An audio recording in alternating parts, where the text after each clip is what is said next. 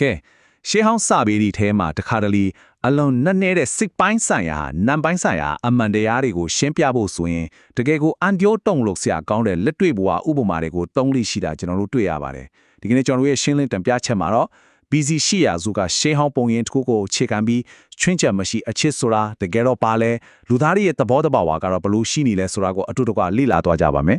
ကဲဒီအကြောင်းကိုအသေးစိတ်လေ့လာကြည့်အောင်ပါ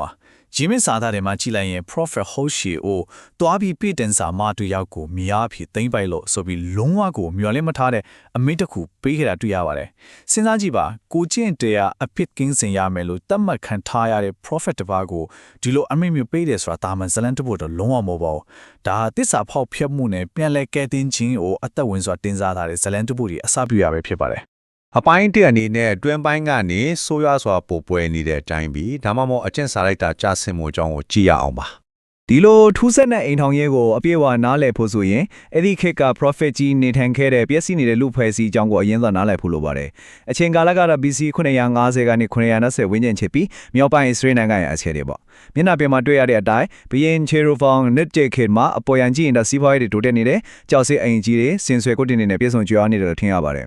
ဒါပေမဲ့လက်တွေ့မှာတော့လူတွေဟာကိုကျင့်တရားပိုင်းဆိုင်ရာပြိုလင်းနေပြီးဘာလာလို့ခေါ်တဲ့ရွတ်တူတွေကိုကိုးကွယ်တာဘာလာရေးအမိခံပြီးပြည်တန်ဆလုံးကနေလှုပ်ဆောင်တာနဲ့အတူအတွင်းပိုင်းကနေတော်တော်လေးကိုပို့ပွနေခဲ့တာပါတကယ်တော့ဒါဟာမြင့်မြတ်တဲ့ပဋိညာဉ်တွေကိုအလွယ်တကူဆွလွတ်လိုက်ကြတဲ့အချိန်ကာလတစ်ခုပဲဖြစ်ပါတယ်နိုင်ငံရေးအရာကြည့်မယ်ဆိုရင်လည်းစုယုတ်မှုတွေကအလွန်ဆိုးရွားလုံးပါတယ်စဉ်းစားကြည့်ပါဆယ်စုနှစ်နှစ်ခုအတွင်းမှာတင်ဘရင်6ပေါက်ပြောင်းလဲခဲ့ယုံတင်မကပဲအဲ့ဒီအထက်က၄ပါးဟာနောက်တက်လာတဲ့သူတွေရဲ့ရရက်စစ်စစ်လူကြံထပ်ဖြစ်ခြင်းကိုခံရရတာပါ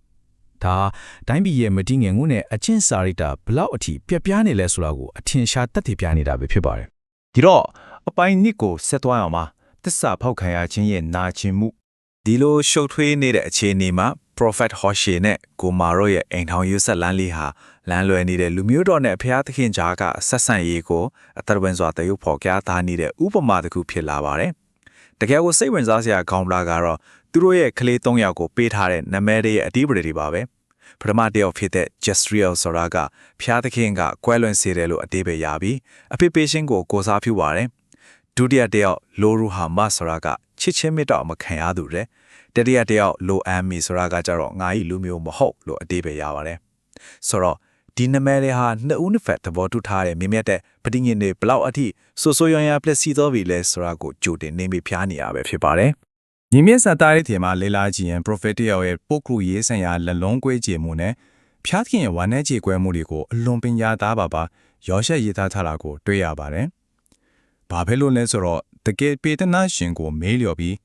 းကိုရောရှိထားတဲ့ရွှေငွေစည်းစံတွေကိုရုပ်ထုတွေစီတာရတယ်လို့ထင်မှန်နေကြတဲ့လူမျိုးတစ်မျိုးပေါ်ထားရှိတဲ့ဝမ်းနည်းမှုတွေပဲဖြစ်ပါတယ်။ဒါဟာမိမိအခြေအဆုံးသူတွေစီနဲ့ဆွန့်ပစ်ခံရတဲ့နာကျင်မှုတွေကိုတေချာပေါ်လင်းစေပါတယ်။အပိုင်း3ကိုရောက်လာပါပြီ။ကြံစဲခွက်အောက်ခြေအထိကျဆင်းသွားခြင်းအကြောင်းပါဇလန်းကပိုပြီးဆိုးရလာပါတယ်ဇနီးတဲ့ဖြစ်သူကိုမာဟာသူ့မကိုတကယ်ချစ်တဲ့ခင်ပွန်းကိုစွန့်ခွာပြီးတခြားချစ်သူတွေနောက်ကိုလိုက်သွားခဲ့တာပါဒါပေမဲ့တိကျတဲ့အတိုင်းပါပဲအဲ့ဒီလူတွေကသူ့မကိုအတုံးချရောင်တက်တက်တာသိခဲ့ပြီးနောက်ဆုံးမှာတော့အလွန်ဆင်းရဲဒုက္ခရောက်တဲ့ချင်းစီကိုအောက်ဆုံးထိကျဆင်းသွားခဲ့ရပါတယ်အမောင်မိုက်ဆုံးအချိန်ကာလကိုရောက်လာတဲ့အခါမှာတော့ကိုမာဟာသူမရဲ့အရင်ကရှိခဲ့တဲ့အလားပါတဲ့အားလုံးဆုံးရှုံးသွားပြီးကျွန်းစဲခွဲမှာတရားဆန်တကောင်လိုလေလံနဲ့ရောက်ချခံရတဲ့အထိဘဝပြတ်သွားခဲ့ပါတယ်။လူသားတယောက်ရဲ့တန်ဖိုးဟာရောင်းကုန်တစ်ခုလိုဂိမ်းကနန်းတစ်ခုအဖြစ်သာသတ်မှတ်ခံလိုက်ရတဲ့အခြေအနေမျိုးကိုရောက်သွားလာပါ။တော့အရေးကြီးဆုံးအချက်ကဟိုရှေဟာသူ့မိမကိုပြန်လဲရွေးဝဲဖို့အတွက်ဘေးချေခဲ့ရတဲ့တန်ဖိုးပဲဖြစ်ပါတယ်။ငွေ15ရှက်ခံနဲ့မိုးရောစပားတွေကိုဘေးချေခဲ့ရတာပါ။ငွေအလုံးလောက်မရှိလို့စပားနဲ့ရောပေးခဲ့ရတယ်လို့ဆိုပါတယ်။ဒါဟာတာမန်ကြံတယောက်ရဲ့တန်ဖိုးတဝက်တာပဲရှိပါတယ်။တန်ဖိုးမရှိတော့တဲ့သူမကိုဟောရှေကမိမိပိုင်ဆိုင်သမျှနဲ့ပြန်လဲဝယ်ယူခဲ့တာဟာစာသားတွေကအလုံးကြီးမားတဲ့ခွင့်လွှတ်ခြင်းကိုတက်တက်ပြနေတာပဲဖြစ်ပါတယ်။အပိုင်းလေးအအော့ဖ်ဝယ်အလဲဖြောင်းနဲ့မြို့လင်းချင်းတခါစဉ်းစားကြည့်ပါဟိုရှေယာကိုမကိုပြန်ခေါ်လာတဲ့အခါဘာကြောင့်ဒီလိုလုပ်ရတာလဲလို့အပြစ်တင်တာမျိုးအတိတ်ကအမားတွေကိုပြန်လဲတူးဆော်တာမျိုးလုံးဝမလုပ်ခဲ့ပါဘူးအဲ့ဒီအစားသစ္စာရှိမှုနဲ့ပြန်လဲတည်ဆောက်ခြင်းဆိုတဲ့ပဋိညာဉ်သစ်တစ်ခုကိုတိတ်တဆိတ်ပဲကန့်လန့်ခဲ့ပါတယ်ဒါတကယ်ကိုမယုံနိုင်လောက်အောင်အန်တော်ဖွဲပေါင်းတဲ့အလဲပြောင်းတစ်ခုပါပဲ ရှေးအောင်ဇလန်တွေမှာတမိုင်းဝင်တရားစီရင်ခြင်းခံရတဲ့နေရာတွေကိုပြန်လည်စတင်ခြင်းနဲ့မျောလင်းခြင်းနေရာတွေဖြစ်ဘလို့ပြောင်းလဲပစ်နိုင်တယ်လဲဆိုတာစိတ်ဝင်စားဖွယ်တွေ့ရပါတယ်ဥပမာအနေနဲ့အေကောချင်းဝမ်လိုအပိဖိခံရတဲ့တမိုင်းဝင်နေရာဟာမျောလင်းခြင်းနဲ့တကားပေါက်အစ်တစ်ခုဖြစ်လာခဲ့တာမျိုးပေါ့နောက်တစ်ခုကိုဆက်သွားပြီးဒါကဘယ်လိုအခြေအဆက်မိသွားလဲဆိုတာကြည့်အောင်ပါအစောပိုင်းကနာမည်ရဲ့အတိတ်ပဲတွေကအခုခါမှာလုံးဝပြောင်းပြန်ဖြစ်သွားတာကိုအစင့်စင့်မြင်တွေ့နိုင်ပါတယ်ငါဤလူမျိုးမဟုတ်ကနေငါဤလူမျိုးချစ်ချင်းမေတ္တာမခံရသူကနေချစ်ချင်းမေတ္တာခံရသူနဲ့ကွဲလွင့်စေတဲ့ဆိုတဲ့အတိတ်ပဲကနေအတစ်တဖန်စိုက်ဖြိုးတင်းတန့်ခြင်းဖြစ်ပြောင်းလဲသွားပါတယ်ဝိုင်းနေမှုရေကိုရှင်လန်းမှုဖြစ်လုံးဝကိုအသွင်ပြောင်းလိုက်တာထင်ရှားစွာတွေ့ရမှာပါတရားသဖြင့်စီရင်ခြင်းကရုဏာထားခြင်းတို့နဲ့တကွ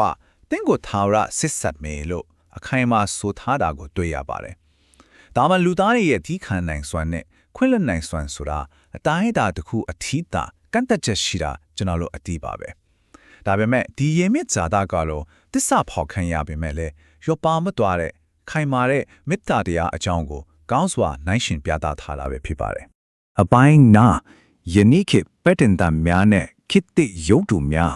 ရှေးအောင်သမိုင်းကနေခေတ်သစ်စိတ်ပင်နာဘကိုကူပြောင်းကြည့်မယ်ဆိုရင်2000ပေါင်များစွာကြာမင်းခဲ့ပြီးဖြစ်တဲ့ဒီပုံပြင်ဟာယနေ့ခေတ်လူသားတွေရဲ့အပြုတ်မှုတွေနဲ့စိတ်ကျဉ်တဲ့မှုရှာဖွေပုံတွေကိုဘလို့ထင်ဟပ်နေတယ်လဲဆိုတာကိုတွေးမြင်နိုင်ပါတယ်။ဒါဟာအလွန်ပြောင်းမြောက်စွာတရုပ်ဖော်ပြနေတာကတော့ယနေ့ခေတ်လူဖွဲ့စည်းဟာတောင်ကုန်းတွေပေါ်မှာနန်တာပေါင်းတွေမီးရှို့ပူဇော်တာမျိုးမလုပ်တော့ပေမဲ့အဆင့်တန်းအတိမပြုခံရမှုနဲ့အတဆိုတဲ့အမီတက်တက်ထားတဲ့ရုပ်တုတွေနောက်ကိုလိုက်နေကြစေဖြစ်ပါတယ်။တမ်းမို့မရှိတဲ့ဂရိကဝတ်တွေနောက်ကိုလိုက်ရင်တကြားပုံစံတစ်မျိုးနဲ့ကြမ်းပြူခံရစေထိတယ်ဆိုတာကိုကျွန်တော်တို့ညင်းလို့မရပါဘူး။ယမစ်စာတာထဲမှာဒီ800စုက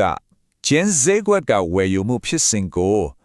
နောက်ထပ်အနည်း2000ကြားတဲ့ခါမှာဖြစ်ပေါ်လာမဲ့တမချင်းစာဆက်လန်နဲ့ဆက်စပ်ကြထားပါတယ်။အဲ့ဒါကတော့လန်လွဲနေတဲ့ဝိညာဉ်တွေကိုကယ်တင်ဖို့အတွက်ငွေနဲ့စပါးစားလက်ဝါးကတိုင်နဲ့တမော်တို့ကိုအသုံးပြုပြီးမိမိနဲ့မသက်ဆိုင်တဲ့အဖို့ခါကိုပေးချေခဲ့တဲ့အကြောင်းကိုဆိုလိုတာပါ။